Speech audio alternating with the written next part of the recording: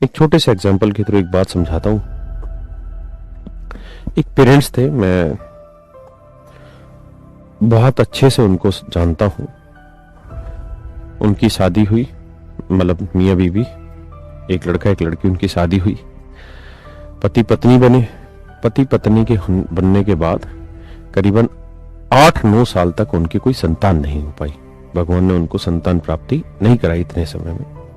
बड़े दुखी रहे। 1 साल तक अपने आप को मोटिवेट किया, 2 साल मोटिवेट किया, 3 साल मोटिवेट किया, फिर जाके कहीं समाज की तरफ से उनको महसूस होने लगा।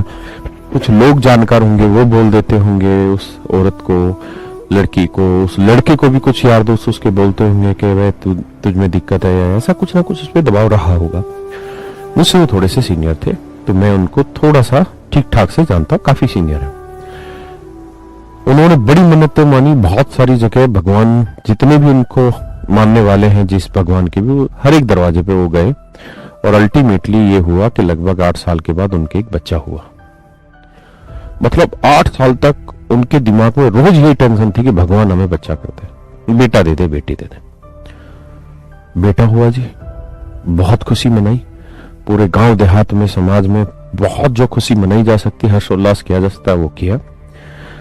धीरे धीरे बच्चा बड़ा हुआ, बहुत खुश थे। बच्चा शैतानी भी करता था, गलत चीजें भी करता था, समझाते थे, आगे बढ़ते थे। जिस बच्चे के लिए 8 साल इंतजार किया, वो जब बड़ा हुआ तो इकलौता बच्चा था, माँ बाप से जिद करी, विदेश पढ़ने चला गया। और कुछ साल पहले ही मुझे पता चला कि उस लड़के ने अपने आप से ही विदेश में किसी लड़की से शादी कर ली, और उस लड़की से शादी करके वहीं का जो ये होता है ना, परमानेंट रेजिडेंट जो बनते हैं, वहीं की उसने सिटीजनशिप ले ली, और वो हाल फिलहाल वहीं पे सेटल है। शायद यूरोप की कोई कंट्री है जहां पे वो सेटल है। माँ बाप बेचारे अकेले, दोनों वृद्ध अवस्था में आ गए हैं। अब रोज ये सोचते हैं काश ना हुआ होता तो अच्छा था, जो हमने इस अवस्था में छोड़ दिया। हाँ, नागरिकता जो ले लेते हैं, बिल्कुल ठीक, तो सिटीजनशिप बिल्कुल, शायद यूरोप में कोई कंट्री है।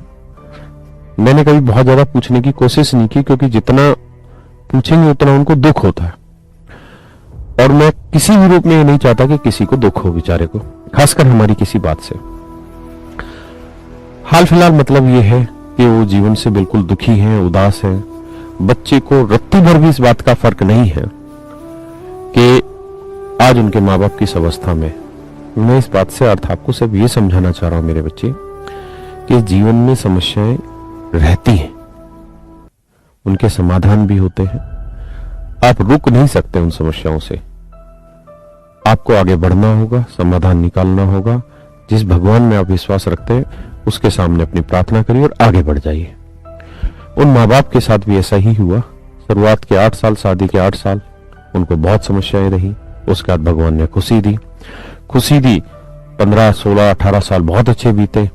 बच्चे को विदेश भेजा पढ़ने के लिए, बड़े गौरवान्वित महसूस थे। समाज में कहते थे कि एक बच्चा, हमने उसके लिए बहुत अच्छी एजुकेशन प्रोवाइड की। फिर उस बच्चे ने लेंटर लगा दिया उसी माँ बाप के। ऐसा लेंटर लगा दिया कि आज वो माँ बाप ये सोच रहे हैं कि ना होता तो अच्छा होता। आज वो माँ बाप बहुत उदास है, समस्या फिर आ गई। लेकिन हो सकता है भगवान फिर सुनेगा उनकी, और उनके बच्चे को कभी ना कभी फिर से अकल आएगी, फिर समस्या का समाधान हो सकता है। और वो फिल्म में कहते हैं ना, एंड अच्छा ही होता है, तो शायद अच्छा ही हो। सर आप उनके यहाँ मेरे को भेज दो, मेरे परिवार वाले मेरे से परेशान है भाई, सबके परिवार वाले सबसे परेशान है, सबकी पत्नियां सबसे परेशान है, सबके पति पत्नियों से परेशान है। लेकिन इस बात का अंदाजा आपको मुझे तब आएगा जब वो शख्स ना हो, है ना।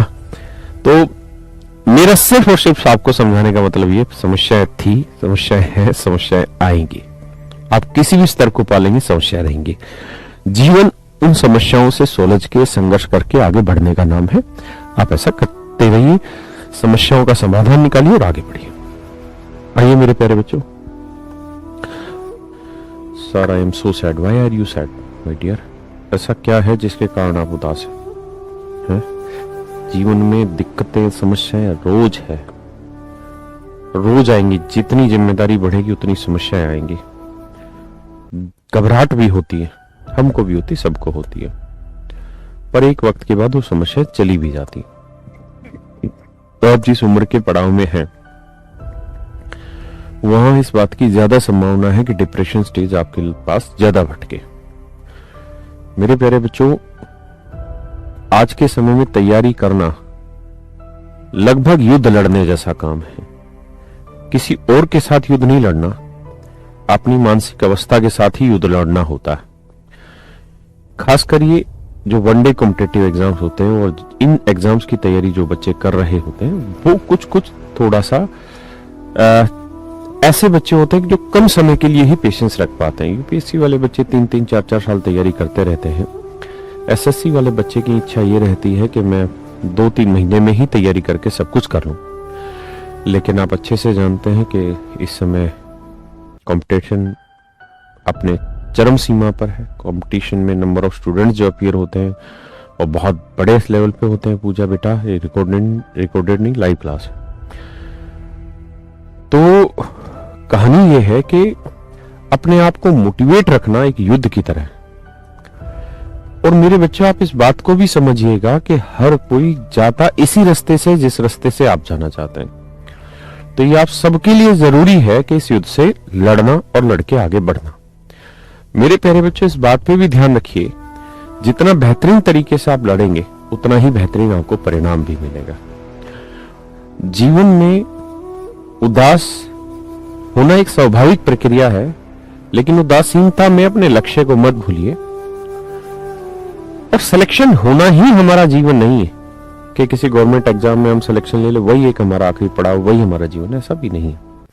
जीवन में बहुत सारे और मुकाम आएंगे जहां आप सिलेक्शन लेने पर जो चीजें प्राप्त करते हो उससे भी अच्छी चीजें आप प्राप्त करेंगे। और भगवान आप सबको सिलेक्ट करे, जो मुझसे पढ़ रहे हैं उनको भी, जो नहीं पढ़ रहे उनको भी।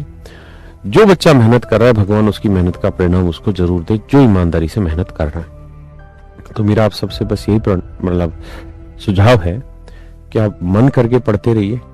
जब भी थोड़ा सा उदासीनता आए आपके मन में, थोड़ा घूम फिर लीजिए इधर उधर, किसी चीज को मूवी वगैरह देख लीजिए, किसी और चीज में थोड़ा टाइम स्पेंड करिए। और फिर जरूर ये सोचिए कॉपी पे कि जो समस्या आपके साथ हो रही है क्या वो सिर्फ आपके साथ है और किसी के साथ नहीं है, या जो परिवार की तरफ से दबाव है या जो समाज की तरफ से दबाव है क्या वो सिर्फ आपके ही साथ है। या अगर इस उम्र में आप किसी प्यार में आ गए हैं, लड़का लड़की के में या लड़की लड़के के में, तो आप सोचिए कि वो एक स्वाभाविक स्टेज आती है वहां चिंता की। लेकिन क्या वो सिर्फ आपके साथ है? नहीं, सभी के साथ है। क्या जीवन में आज तक कुछ रुका है? वक्त रुका है? बिल्कुल भी नहीं रुका। मतलब आपके पास बढ़ने के अलावा कोई ऑप्शन नहीं है। तो ऐसी स्थिति में आप कॉपी पेन लेके ये लिखें कि आपने कौन कौन सी अच्छी चीजें बाकी सबसे कर ली। आपने 3 महीने की तैयारी कर ली, 2 दिन की तैयारी कर ली, तो आप कम से कम उन बच्चों से तो अच्छे हैं ना जिन्होंने अभी तैयारी करना ही स्टार्ट नहीं किया। हाँ, है ना? तो अपनी पॉजिटिव चीजें लिखिए और उसके थ्रू आगे बढ़िए। आप बिल्कुल भी परेशान मत होइए और इस बात को तटस्थ मान लीजिए कि समस्याएं आज है, कल थी और कल भी होंगी। समाधान आज भी निकलता है, समाधान पहले भी निकला होगा, समाधान आगे भी निकला होगा। आप बिल्कुल ना घबराएं। ये एक स्टेज होती है वर्क की।